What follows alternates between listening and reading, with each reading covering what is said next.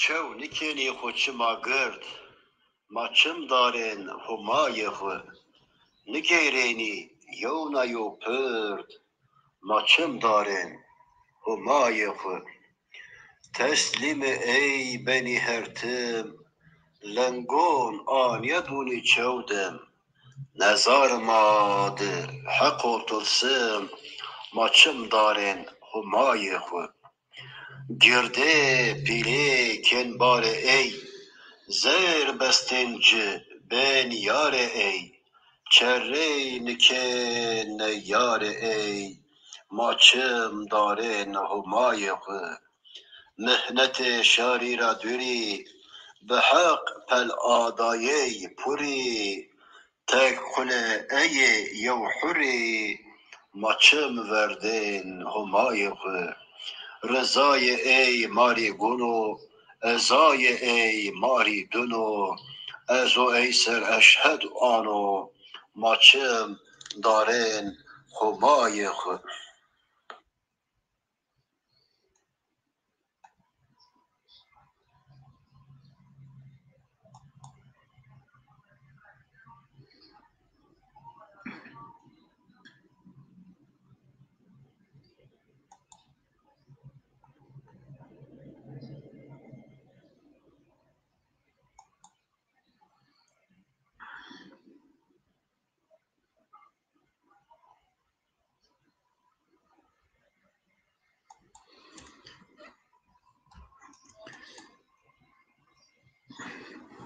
Herkese iyi akşamlar ve aydınlık dolu günler dileyerek yayınımıza başlıyoruz. Bu akşamki yayınımızın konusu Hollanda'da sürgün yaşayan Zaza halkı için bütün gücüyle emek sarf eden, Zazaki Avesta üzerine çalışmalar yürüten Sayın Nazım hakkında birkaç söz etmek istiyoruz onun anısına. Bildiğiniz gibi Nazım Sayın Hollanda'da kalarak Zaza davasına gönül veren eski arkadaşlarımızdan birisidir. Bu arkadaşımız hakkında çeşitli görüşler her ne kadar biz tanıyoruz vesaire dese de Nazım Sayın'ın bizimle olan, 3. yolla olan bağı hakkında herkesin de bilgileri vardır. Onun için rahmetli bütün bilgilerini bizimle paylaşıyordu. Sürekli bizimle irtibat halinde ya da bize gelerek yanımızda uzun süre kalıyordu. Hatta Zaza Kültür Gecesi'ni yaptığımızda Nazım Sayın da gitarıyla bu yayınımıza destek olmuştu ve bizimle birlikte birçok paylaşımları da vardı. Nazım Sayın sıradan bir insan değildi. 9 dil bilen, sürekli araştırmalar yapan, dünyadaki Avesta üzerine eğitim almış, o konuda mücadele eden, insanlarla sürekli irtibat halindeydi. Çok ciddi bir insan. İtalya'dan, İspanya'dan, İngiltere'den, Fransa'dan, Portekiz dahil, hatta İran vesaire birçok ülkelere gidip gelerek bütün imkanlarını Zaza davasının gelişmesi için harcayan bir arkadaşımızdı. Bu arkadaşımız tabii ailesiyle sıkı bağları da yoktu. Bağlarını koparmıştı. Daha sonra rahmetli olduktan sonra gene bizim bilgilerimiz doğrultusunda ailesinin cenazesini memlekete intikal etmesi için yardımcı olmuştuk. Gerek Hollanda'daki Melek bacı kardeşimiz gerekse diğer arkadaşlarımızla birlikte bu olaya da destek vermiş. Onu rahmetle her zaman anıyoruz. Onu yanımızda hissediyoruz.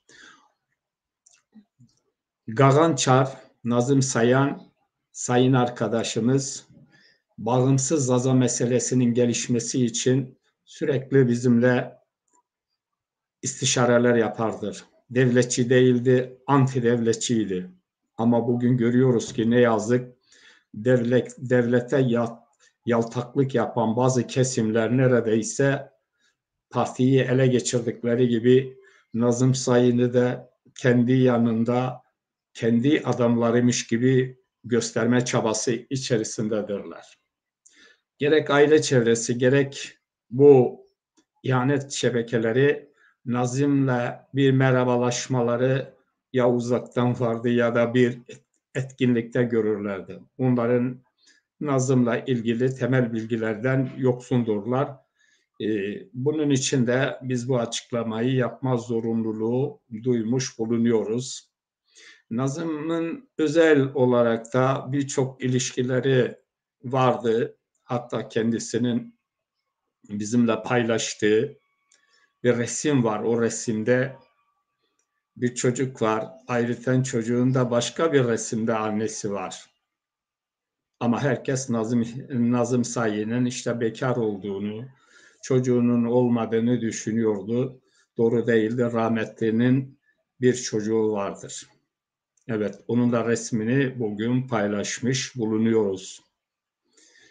Evet, Nazım Sayın çok değerli bir kişiliği vardı. Zaza davasına çok sıkı bağlılığı vardı. Bütün fedakarlıklarını gerek yayın yaparak gerekle de bizimle irtibatlarını sürdürerek yapıyordu. Nazım Sayın her akşam neredeyse radyo üzerinde bir yayın yapıyordu. Bu yayında da sürekli Kızılyol'la ilgili bilgileri vermeye çalışıyordu. Evet. Nazım Sayın Havadis-i Zazayan diye http havadiszazayan maxima.com'dan radyo üzerinden yayın yapıyordu. Bu yayınlarda daha çok Kızılyol Dergisi'nin çalışmalarına yer veriyordu. Hatta buradan bir örnek verecek olursak, burada da gördüğünüz gibi zaten Kızılyol'la ilgili çok haber yapan bir arkadaşımızdı. 7 Şubat 2016 yılında Havadis-i Zazayan 509 nolu bildirisinde, haberinde yani daha doğrusu Avrupa'ya gidenlerden Mahmut Çağdaş 1983'te Kızılyol'da dergide Zaza dilinin ayrı bir dil olduğunu yazdı. Tabii bunun geniş detaylı bilgileri de sürekli yayınlıyordu. Gene 2015 Ağustos ayının 30'unda Kızılyol'un ilk olarak Avrupa'dan çıkan bir Zaza dergisi olduğunu haberini yaymıştı, haberini veriyordu. Başka bir yorumda 18 Ocak 2015 yılında Havadis-i Zazayan haber olarak Fransa'da Kızılyol dergisi işte şu kadar 5 sayı çıkarıyor, diğer dergiler bu sayılar tarihlerini sıralıyordu. Kızılyol dergisinin Avrupa'da ilk Zaza dergisi olduğunu sürekli altını çizerek haberlerini veriyordu. Ama bir takım çevreler onu da istismar etmeye çalıştılar. Partide olduğu gibi onu da tek elinden görmek istemeleri gerçekten büyük bir haksızlık, büyük bir çapsızlık diyebiliriz. Evet, Nazım Sayın erken aramızdan ayrıldı.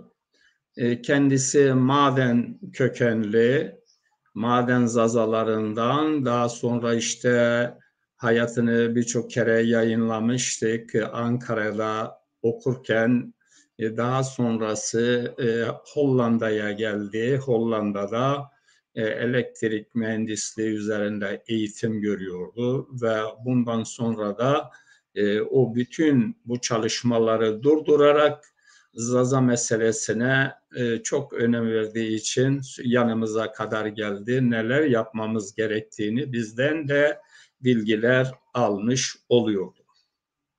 Evet, Nazım Sayın aramızdan ayrıldı. Nazım Sayın, Hasan Kavak, Zaza Nuru, bunlar üçüncü yolcudurlar. Üçüncü yol siyasetini izliyorlardı. Bizimle yakın ilişkileri olan arkadaşlarımızdı.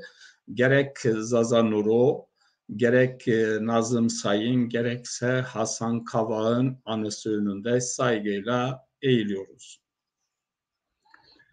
Evet, Nazim'in çok bizimle anıları vardı. Zamanı gelince bu anıları da paylaşmaya çalışacağız. bu anıları dile getirmeye çalışacağız. Onun bize miras bıraktığı bağımsız düşüncesi, bağımsız görüşü o tarihten bugüne kararlılıkla sürdürmeye çalışıyoruz. Hatta birçokları Nazım'ın hakkında bilgisi olmadığı halde onu tanıyormuş. İşte bizimle de arkadaşlığı vardı. Yanımıza geldi gitti. Evet, herkesin yanına geldi gitti. Etkinliklere çok katılıyordu. Zazalar adına bütün etkinliklere katılan bir arkadaşımızdı. Ama onun yaratmış olduğu değerler, kitaplar, kaynaklar diğer Zaza aydınlarını kat kat şeysiyle fazladır. Evet. Müzikle de ilgileniyordu, şey yapıyordu, türküler söylüyordu Zazaca, Avesça dillendiriyordu, gitar çalıyordu. Böyle bir güzel kişiliği olan bir kardeşimizdi.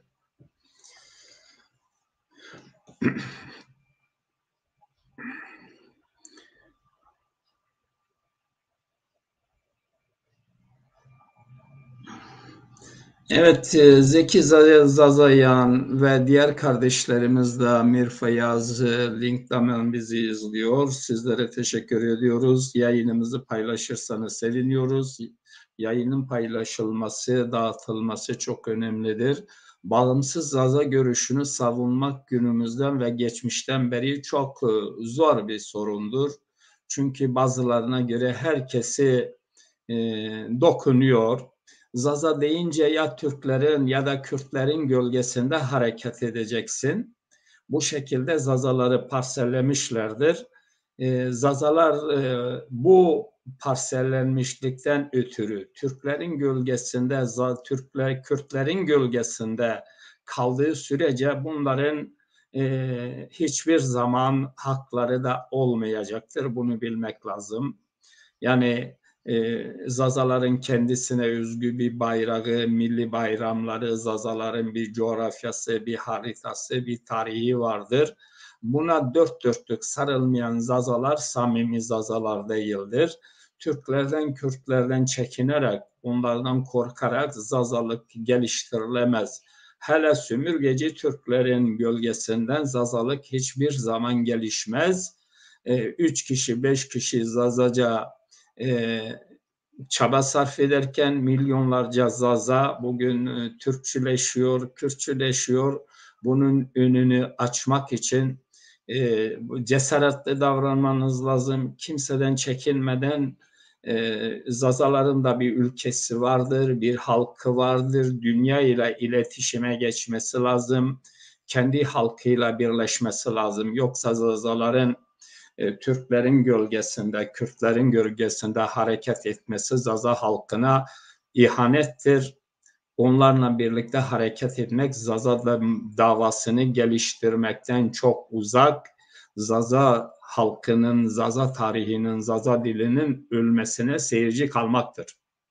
Eğer seyirci kalmak istemiyorsanız, UNESCO'nun deyimi çok doğru bir tespit var. UNESCO'nun Zaza dili ölü diller, yok olmayla karşı karşıya olan diller listesinden çıkması için Zazaların bağımsız olarak bir örgütlülük, bir mücadele geliştirmesi lazım. Aksi takdirde Zazaların yok olmasına neden olan kişiler gene Zazaların Türkçü ve Kürtçü kesimidir. Bir Türkçü kesim var, bir de Kürtçü kesim var. Türkçü kesim tekçidir, Kürtçü kesim tekçidir. Bunların tekçiliği yanında bunlardan demokrasi beklemek, bunlardan insan haklarını aramak, bunlardan eşitlik, özgürlük beklemek bir hayaldir. Yani hiç mümkün değildir. Demokratik bir ülke olmayan sömürge ülkeler hiçbir zaman halklara demokratik olarak bir hak vermezler, onu geliştirmezler. Sömürge ülkeler, bütün dünyadaki sömürge ülkeler sömürgelerini yok etmek için, kendine mal etmek için, onları ortadan kaldırmak için bütün ekonomik, siyasi, politik, kültürel silah şeylerini kullanırlar. Dönem dönemde bunu kullanıyorlar. Yani Zaza bölgelerinin tarumar edilmesi, Zaza bölgelerinden Zazaların sürdürülmesi, batıya sürülmesi, işsizliğin yaratılması, Zazaların işsizlik ve boğuşması Türkçülüğe yanaşmaya sebebiyet vermiştir. Adamın evini yıkarsın, adam oradan göç eder gider, başka yerden gene aynı ağaya hizmet eder. Zazaların durumu budur.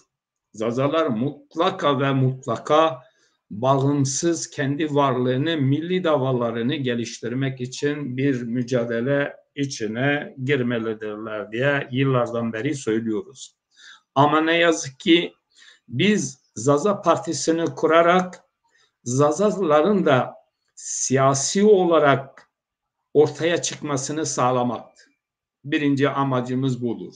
Ama görüyoruz ki Zaza siyasetinin açığa çıkması artı derece olarak yapılırken, değerlendirilirken bu artılar bir türlü çoğalmıyor. Çünkü devlet bunun içine kendi adamlarını yerleştirdi. Kürt örgütleri bunun içine sızdı. Zaza siyasetinin açıktan tartışılmasını bir nevi frenlemek istiyorlar. Biz Zaza siyasetinin açığa çıkması için bu partiyi kurmuş bulunuyoruz. Biz istiyorduk ki Zaza meselesi kimse konuşmuyordu. Zaza siyaseti terimi dahi kullanılmıyordu. Bütün biz riskleri göze alarak bu partinin kurulmasını, bu çevrenin aydınlanmasını, bu siyasetin gelişmesiyle bile Zazalık farkındalığın ortaya çıkmasını sağlamak. Bizim birinci şeyimiz budur. Hala da bugün Zaza siyaseti tökezlemiş durumdadır. Bunu birkaç tane şehir gezmeyle, birkaç köy gezmeyle, bunu işte biz de iyi çalışıyoruz, böyle mücadele gelişiyor demeleri çok güdüktür, çok yanlıştır. Şu ana kadar geçen süre içerisinde partinin yasallaşmasından sonra bugüne kadar en azından şu anda partinin seçime hazırlık yapması, partinin her yerde binaları, Zazaların bulunduğu alanlarda teşkilatların, kongrelerin yapılması gerekiyordu. Ama ne yazık ki bütün bunlar yapılmadan güdük palavracı genel başkan yanına birkaç tane kendi tipinden birkaç tane olumsuz insanla poz vererek utanmadan onu bir çalışmaymış gibi gösteriyor. Genel başkan olduğunun bile farkından değildir bu zat. Yani bu zat bir partinin genel başkanın görevleri, işlevi nedir, nasıl olur onun farkında bile değildir. O zannediyor ki birkaç kişiyle birkaç kişiyle bir yere gitmek büyük bir çalışmadır. Parti genel merkezi kilitlenmiş, hiçbir çalışma yoktur, organizasyonlar yapılmıyor. Zazaca paneller, Zazaca etkinlikler, Zazaca geziler düzenlemek, kongreler yapmak, teşkilatlar kurmak bunlardan ne yazık ki çok uzaktır. Bu zat olduğu sürece bu partinin gelişme şansı da yoktur. Ama bu partinin kuruluşunda bütün Zaza aydınlarının hakları var konuşmaya, tartışmaya, eleştirmeye. Öyle dağ kanunuyla işte benden değilse, beni eleştiriyorsa benden değildir mantığı faşist bir mantıktır. Biz bunu reddediyoruz. Bizim bu parti hakkında konuşma yetkimizin olduğunu el alem biliyor. Herkes de biliyor. Neden biz eleştiriyoruz? Neden biz konuşuyoruz? Herkes nedenlerini biliyorlar. Fazla açıklamaya gerek yoktur. Şimdi Zaza meselesi küçücük bir mesele değildir. Yani işte bir dil meselesi de değildir. Dil önemlidir. Ama Zaza meselesi bir tarihi bir sorundur. kültürel bir sorundur, bir toprak sorunudur, bir bayrak sorunudur. Bayrağını, toprağını, tarihine sahip çıkmayan, diline sahip çıksa ne yazar? Onu neyle koruyacak? Onu korumanın şartı yok ki. Yani dilinin korunması, dilinin geliştirilmesi kıstasları ortadadır. Bağımsız bir siyaset savunacaksın, parti okullarını açacaksın, kurultaylar yapacaksın, her türlü sivil ve ekonomik, politik mücadele verecek etkinliklerde bulunacaksın. Böyle bir çalışma yoksa Zaza dilinin kurtulması, ben Zaza'yım demekle kimse sana hak vermez. Evet Vedat Hocam, müsaitsen yaz, sana şeyi göndereyim, sana davetiye göndereyim, katılabilirsin. Müsaitsen tabii. Evet. Zaza meselesini savunan insanlar çok büyük riskler almışlardır. Bu riskler almadan Zaza davası savunulamaz. Yani bir Gagan Çar ülkeye gidemiyordu. Hollanda'da bile kendisine baskı yapıldığını Türk devleti tarafından, Kürtler tarafından bunu bize ifade ediyordu, bize anlatıyordu. Büyük baskılar görüyordu. Avrupa'da başka Zaza bireyleri gibi sadece ülkede baskı yoktur. Baskılar, her tarafta baskılar vardır. Kürtçüler, Türkçüler örgütlüdür. Zazaları baskısına alarak bunların sesini kısıtlamaya çalışıyor. Bunun için de Zazalara yurt içinde, yurt dışında Türkçüler ve Kürtçüler istismardan başka bir şey vermezler. Olayı istismar ederler. Kendi parçalarıymış, kendi lehçeleriymiş. Bu tür şeylerle Zazaları kandırma politikası, kullanma politikası güdüyorlar. Vedat Hocam, size bir link gönderiyorum.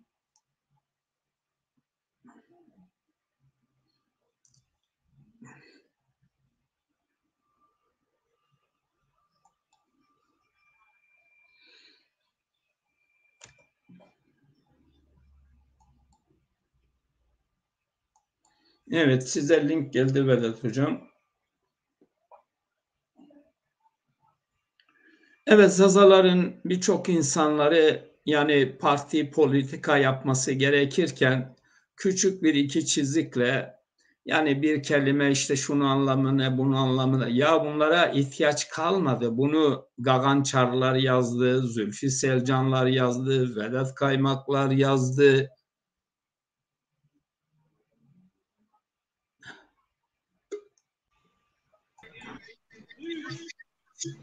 Evet Vedat Hocam, hoş geldiniz. Hoş bulduk Mehmet Yoldaş. Şu anda sahadayım. Gördüğün gibi bu arkamda bak, çocuklar, gençler idman yapıyorlar. Benim idmanım onlardan sonra başlıyor. Dolayısıyla fazla konuşma zamanım olmayacak ama Vallahi hocam, eskiden ders veriyorum, okuldayım, şimdi de spordayım, idmandayım, benim ömrüm bitiyor. Bak işte bak arkamda görüyorsun, bak çocuklar oynuyorlar, bak gençler. Hayır, ben görüyorum, biliyorum, yani önce de okuldayım, ya işte ders veriyoruz, çalışma yapıyoruz, şimdi de sahadayım, efendime söyleyeyim, beni hep böyle oyalıyorsunuz.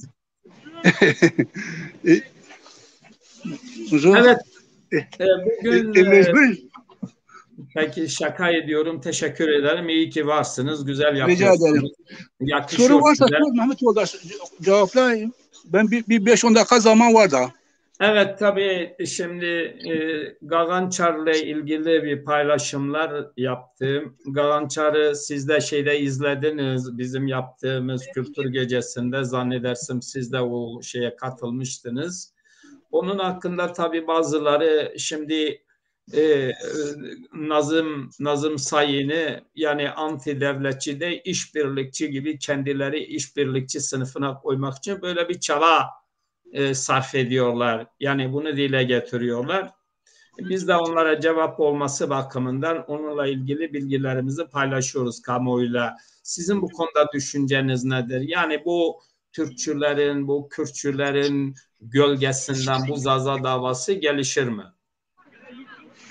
Şimdi konu Nazım Sayın olduğu için onunla ilgili bir iki söz söyleyeyim de o sağ iken kimse onunla ilgilenmiyordu. Onun bir sürü yazıları çıkıyordu. Ben bile kendisini tanımıyordum. Ama nedir Zaza diye bir şey vardı. Bir link Havadis Zazayan. Havadis Zaza diye bir sayfası vardı onun. Benim yazılarımı hepsini adam şey yapıyordu, okeliyordu. Hepsine yani paylaşıyordu da. Evet, yorumlar yapıyordu, paylaşıyordu ve ben kendisini tanımıyordum. Ben yani bu adam kimdir? Nerede kalıyor bu adam böyle? Her şey yapıyor. Bir türlü şey yapamadım. Yani tanınma fırsatını bulamadım. Sonra sana sordum. Senden işte Hollanda'da kalan bir Zaza arkadaştır ve Zaza halkıyla ilgili birçok yazılar yazmış. Özellikle eski yazılar Zazaca'yla ilgili. Yani Avesta ile ilgili daha doğrusu. Ama ne yazık ki onun yazıları hiç elime geçmedi. Avesta ile ilgili de yazıları elime geçmedi. Görmedim. Ama kararlı bir Zaza olduğunu ortadaydı yani. Kimse ama sahip çıkmıyordu. Fakat şimdi eğer insanlarımız sahip çıkıyorsa adam gittikten sonra sahip çıkmasına daha iyidir diyeceğim. Ama bir anlamda da iyidir. Çünkü eski Zaza halkını karanlıktan aydınlığa getiren adamlardan bir tanesidir şimdi. Nazım Sayın. Evet. Şimdi her ne kadar kimse ondan fazla söz etmiyor. İle onu başkasının gölgesinde görmeye çalışıyorlar. Oysa o tam yani olayın ortasındaydı. Nazım Sayın. Yani diyebilirim ki yani Kızıl Yıl'dan belki daha önce başlamıştı bu işe. Ama ismi yoktu. O sonradan başladı çünkü daha sonra geldi Avrupa'ya. Onu bilmiyordum işte. Çünkü ben iyice tanımadığım için dedim ya. Evet. Ama yazıları sonra o yazılarını yayınladıkları yazıları okudum. Yani Zaza halkı için gerçekten de büyük çalışmalarda bulunuyordu. İnsanlarımız ona gereken değeri yani yaşamdayken vermediler. Şimdi adam yoktur. Yine dedim ya ve mesela daha iyidir fakat verseler yine iyidir. En azından onurlanmış olunur. Yani kaybolmamış olur. Yani böylesi insanların Zazalar için çalıştığını gösterilmiş olunur. Ve aynı zamanda böyle insanların sayesinde şu andaki insanlar yolda yürüyebiliyorlar ve diyebilirler ki biz Zazayız. Eskiden korkularından Zazayız diyemiyorlardı. Yani şimdikiler Ege diyorsa bu insanların sayesindedir. Aynen. Yani yoksa onların kahramanlıklarından değil. Kahraman olmuş olsalardı onlar kendileri bir şeyler yaratırlardı şimdi. Onların yarattıkları olmadığından dolayı başkalarının gölgesine başkalarının gölgesine sığınıyorlar. Ve o gölgede yürüyorlar şimdi. Çok doğru. Tabii Nazım Sayın anlattı bize defalarca dedi ya Zazalık konusunda ben dedi duyum alıyorum işte Almanya'ya şuraya buraya birkaç yere gittim dedi. Bazıları çok samimiyetsiz dedi bizi bile evine misafir etmeye şey yapamadı. Ben uzak yoldan dedi gidiyorum dedi. Evet. Uzaktan gidiyorum bize sahip çıkmıyorlar dedi. Herkes dedi işi gücündedir. Yani bu konuda da bize bilgi veriyordu sürekli. Tabii sizin de dediğiniz gibi bizim Zaza milleti hala güçlü bir uyanışın içinde olmadığı için kimin haklı, kimin haksız, kimin doğru, kimin yanlış olduğunu görmüyor. İşte kuru kalabalığa bakıyor, duyumlara bakıyor. Sanki Türkleri eleştirirsen sana karşı çıkar bir kesimi. Sen Kürtleri eleştirirsen bir kesimi de oradan sana karşı çıkar. Böyle bir durumla karşı karşıyayız. Yani onlar neden Kürtler bu Zaza saflarından yer almıyoruz. Biz Zaza'yız demiyorlar. Zaza meselesine katkıda bulunmuyorlar. Yani ben şimdiye kadar bir iki kişi tanıyorum. Kürt çevrelerinde Türk çevrelerine olumlu yaklaşan. Onun dışında yok, bunlar bir elin parmakları kadar. Yani neden Zazalar bölünüyor? Türkçüdür, Kürtçüdür, sağcıdır, solcudur. Onlar neden bize şey yapmıyorlar? Onlar neden bizim Zaza davasına faydaları olmuyor, emekleri olmuyor? Şimdi Mehmet Yoldaş, bu soru Zaza meselesi ortaya çıkışından beri bu soru soruluyor. Yani kendi kendimize soruyoruz. Herkese de soruyoruz. O insanlara da soruyoruz. Yani bu açıktır. Açık şu şekilde. İnsanlarımız bu 60 yıldır 40 diyelim ki 40 yıl, 60 yıla fazla gitmeyelim, 40 yıldır egemen bir halkın mücadelesi ortada görünüyor ve adamlar bu mücadele içerisinde aktif rol almışlar.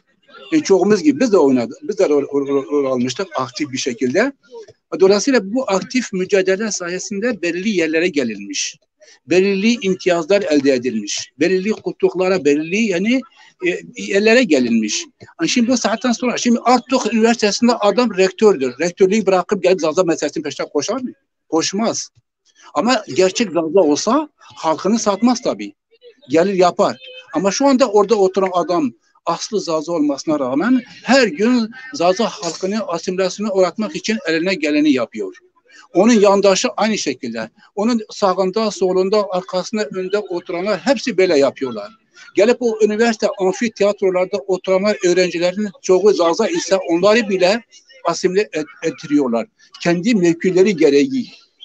O insanlar, o gençler onlara baktıkları zaman onlar da ister istemez asimile oluyorlar ve kötülük peşinde koşuyorlar. Zaza halkını unutuyorlar. Oysa bilmiyorlar ki o toprakların asıl sahibi Zaza halkıdır. Zaza halkı biz 2-3 yıl söylüyoruz. Milattan önce 35 bin yılından beri izlerine rastlamaktayız. Anadolu ve Mezopotamya'da. Mezopotamya ve Anadolu halklarının temel oluşumunda büyük rol oynayan Zazalardır. Gerek kültür, gerek sosyal, dil ve oluşum, varlık konularında Zazalar bunun kökenini oluşturuyor. Ama ne yazdı ki Zaza halkının sahibi olmadığı için bu çapulcular, yalancılar, hırsızlar Zaza halkının bütün değerlerini, ulusal değerlerini yakma etmişler. Yakmacılık buradadır. Şimdi hangisi tarihçiler? Hepsi yalancı tarihçilerdir. Kimden neyi almışlar? Kimden neyi söyleyebilirler? Hepsi birbirinden kopya ediyorlar, birbirini tamamlıyorlar, birbirini tekrarlıyorlar.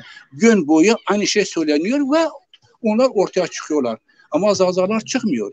Zazalar halkı biz dediğimiz zaman Zaza halkı diyoruz 35 bin yılından beri izlerine rastlıyoruz. Bizim parti başkanı bir de bize karşı çıkıyor adam. Düşünebiliyor musun? Böyle bir adam Zaza olabilir mi? Böyle bir halkı temsil eden bir insan Zaza halkını ilerletebilir mi? Ve diyelim ki o öyle söyledi. Onun peşine giden insanlar diyemezler mi? Ya sen ahmak mısın? Sen bir parti liderisin. Bu adamlar tarihçidir. Herkes kendi görevini yapmalı. Sen siyasetsense siyasetle uğraş oğlum. Sen ne gelip bu tarihçilere karışıyorsun ve onların ortaya attığı tezleri şey yapmaya çalışıyorsun. Karşı çıkmaya çalışıyorsun. Bütün dünya kabul ediyor, sen karşı çıkıyorsun. Ama bu mantığı gösteriyor ki bu adamlar anti-Zazadır. Zazaların içine girmişler. Zaza halkını, Zaza mücadelesini işten yapıyorlar. Bunlar Zaza halkının gerçek düşmanlarıdır ve Zaza gençleri gözlerini açmalı, düşmanı görmelidir. Asıl savaşçılar bizleriz. Biz ortadayız. Özgür yaşasın Zaza, özgür Zaza mücadelesi, yaşasın özgür Zazalar. Biz bir elimizde Arap yazısıyla yazılmış bir kitabı elimize alıp gitmiyoruz. Sen Arap yazısıyla yazılmış bir kitabı eline al, yolda yürü, herkes peşinde koşar. Ama içinde yalan dolan yazılıyor. Milleti nasıl kandıralım adlı bir kitap. Arapça olsun, yolda yürü. Kaldır böyle, herkes görsün. Pankrat. Herkes peşinde koşar ama sen doğruyu yazarsın. Yaşasın Zaza halkı, eline almışsın, yürüyorsun. Arkana bakıyorsun, 2 kişi var. Hadi iyi akşamlar Mehmet Yoldaş. Ben 2 dakika daha bekleyeyim, geleceğim. Evet, Vedat Hocam tabii birileriyle dün özelde görüştük. Tabii işte Zazaların Aryan topluluklarından geldiğini, bunu çalışıyor ve bunun için sizinle bir canlı yayın yapmak isteriz. Özellikle dolaylı olarak sizi vurguladı vatandaş, dedi ki Vedat Kaymak işte Aryan'a karşıdır. Onu özelde konuşuruz. Ondan sonra da bir canlı yayın düzenleriz. Biz Mehmet Yoldaş, bizim Aryan olduğumuzu onlar ispatlasınlar. İspatlasınlar. Biz milattan önce 35 bin yılından beri vardır. Bizi çürütsünler. Tezlerini söylesinler. Değiliz. Ma kültürünü çürütsünler. Za kültürünü çürütsünler. Homo sapiens'i çürütsünler. Biz niye kendimizi varlığımızı tartışıyoruz ki? Biz kendi varlığımızı tartışmıyoruz. Biz buyuz. Hesabına gelmiyorsan ne yapıyorsan yap, git kafanı duvara vur. Aryansa Aryan ol. Biz Aryan değiliz. Biz Hatiyiz. Biz Hatiyiz. 35 bin yıldan beri vardır. Bizi çürütsünler. Evet. Yani siz diyorsunuz ki onlar öyle düşünürse düşünsünler, bizi bağlamazlar. Tabii düşünsünler. İstediği şekilde düşünsünler. Biz buyuz. Onlar bizi çürütsünler. Biz niye çürüteceğiz ki? Biz buyuz. Onlar desinler başka bir halk Homa, Allah'a, Tanrı'ya Homa diyor. Buyurun ortaya atsınlar. Başka bir halk Za diyor. Başka bir halk babaya Pi diyor. Başka bir halk anasına Ma diyor. Çıkarsınlar ortaya. Mehmet Yoldaş'tan gidiyorum çünkü adamlar geldiler. Çıkacağız Tamam. sahaya. Hadi Tamam. hoşça Sevgiler, saygılar diliyorum hocam. Görüşürüz. Görüşürüz. Sevgiler, saygılar. Evet, şeyi hocamız yolcu ettik. Bu yayınımız özellikle Gagan Çar için bu yayınımızı onun resmini paylaşmak için yapmış bulunuyoruz.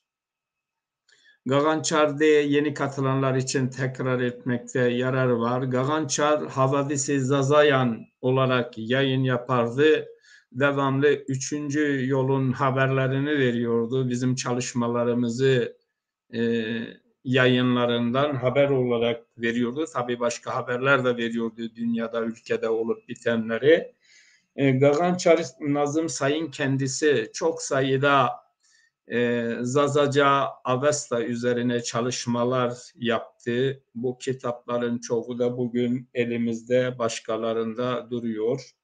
Berivan Yoldaş, siz de hoş geldiniz. Saygılar sunuyorum Berivan Aral kardeşimize. Evet, bu Gagan Çar tabii Hollanda'da kalıyordu. Hatta Hollanda hükümeti Hollanda hükümeti Türk hükümetiyle birlikte hareket ettiğinden dolayı kendisine sorun çıkarmıştı.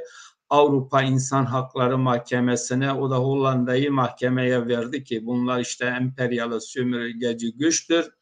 Bizim bu haklarımıza karşı çıkıyorlar. Onun da böylesi bir dosyası Avrupa Parlamentosu'nda da var, İnsan Hakları Mahkemesi'nde de var. Değerli bir araştırmacı, değerli bir Zaza, Avesta üzerine yazı yazan, araştırma yapan, bütün ülkelerdeki Avesta ile ilgilenen insanlarla birebir direkt olarak ilişkisi olan değerli bir kardeşimizdir. O kardeşimizi kaybetmenin acısını yaşıyoruz. Erken aramızdan ayrıldı. Onun anısına saygıyla bu yayını yeniden yapmayı düşündük. Kendisiyle ilgili birçok fotoğraflar var. Birçok paylaşımlarımız olmuştu daha önceden.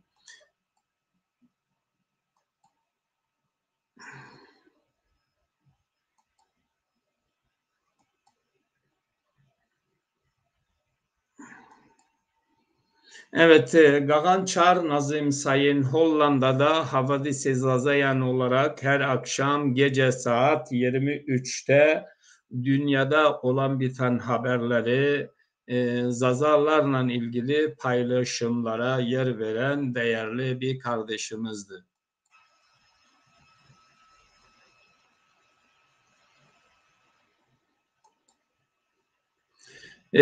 Birçok da kitapları var, hatta 30'a yakın kitapları var. İngilizce dilinden, Zazaki dilinden, çeşitli dillerden, Fransızca bilirdi, İspanyolca, İtalyanca, çeşitli dillerde kitapları bulunuyor. Evet, bu da onun mutlu bir günüydü. Onun ufak bir oğlu vardı. Tabii sonradan bu çocuk başka yere annesi tarafından götürüldü. Ona çok üzülüyordu. Hatta hastalığının da bundan kaynaklandığını düşündüğünü defalarca bizimle paylaştı. Evet, Gagan Çar maden zazalarındandı. Avrupa'da, Hollanda'da eğitim gördü, elektrik mühendisliğini yapıyordu ama o bütün imkanları kenara iterek 24 saatini neredeyse Zaza davası için hizmet vermek için ya yayın yapardı ya da kitaplarını bastırıyordu, kitap çalışması yapıyordu. Böylesi güzel anılarımız olmuştu, onu rahmetle anıyoruz. Onun çalışmaları hepimize örnek olmalıdır.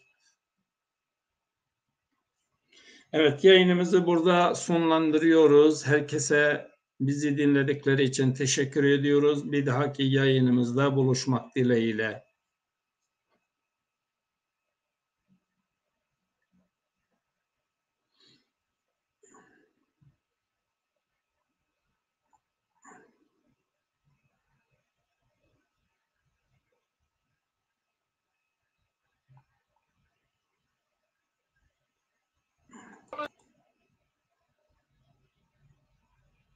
Onun için diyorum Kobers'ten başka Vedat yanlış bir şeyi getirdik.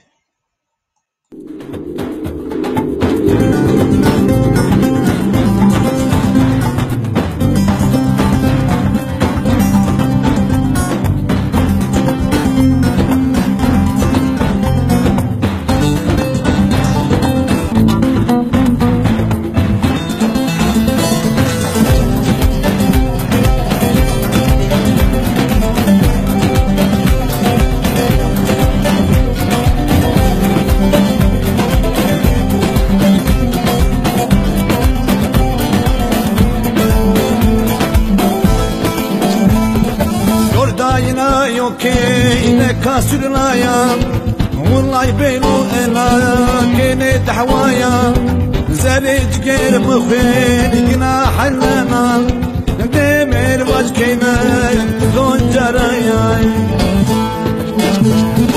تفال رايا تشولي رايا تجر رايا نيون سويرك رايا Azaya ezkeko ez zazaya Vallahi ez yovler men dişmaya Dünya alem aşık male dünyaya Vallahi ez sevdali ozaz olmaya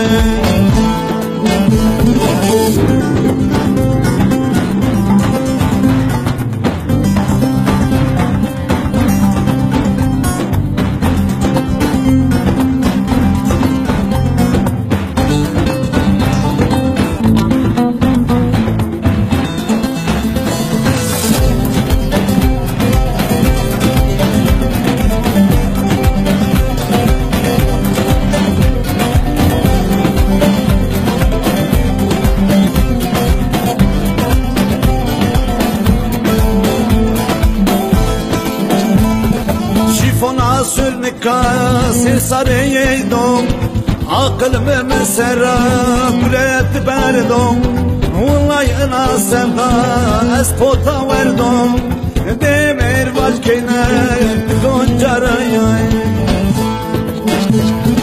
Telli ceraya tı var toraya tı sağ soraya nyon tı hınısraya Sazaya eskeko eziyo sazaya Vallahi eziyo uner men deşmaya Dünya alem aşık malı dünyaya Vallahi eserdali o şarimaya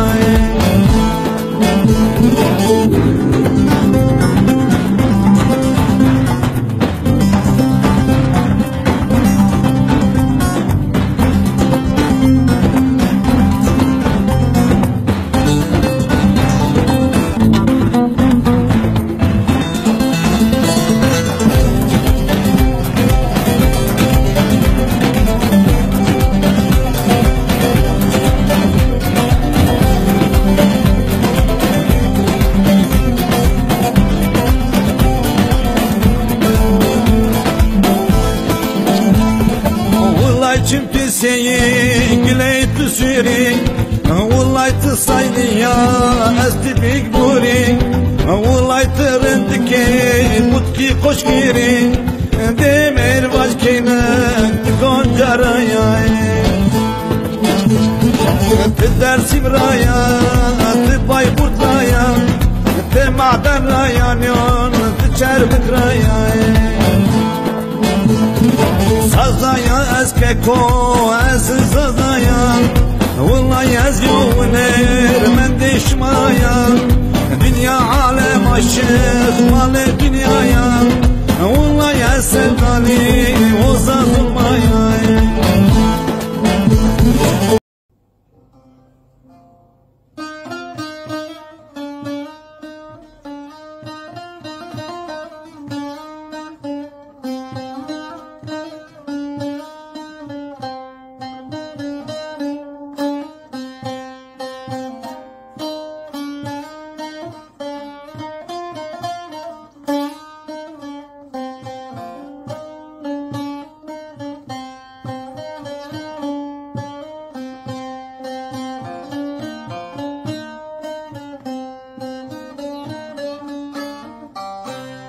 Serena koyra pulo vi yare yare yaramın O erden teperu vi yare yare yaramın Vane yara to hevra vi yare yare yaramın Levpani vara urzo vi yare yare yaramın Vane yara to hevra vi yare yare yaramın Levpani vara urzo vi yare yare yaramın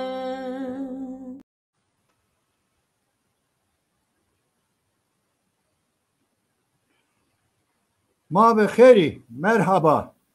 Tüm Zaza halkım ve mağdur Ön Asya halkları. Ben Bünyamin Yıldız. Sosyal bilimlerin eğitim öğretimini vererek emekli olan ve son 10 yıldır özelde Zaza Kadim Anadolu Hatti, genelde de Ön Asya halkların tarihini araştırıp yeniden yazmaktayım. Bugüne kadar masa başında yazılıp algı yaratma, yok sayma, asimile etme tarihi anlayışını yıkıyorum. Yaşadığımız son medeniyetin yaratıcıları kadim Anadolu kardeş Zaza halkların tarihini yazmaktayım. Kendi göbeğimizi kendimiz keseceğiz. Endi Besu.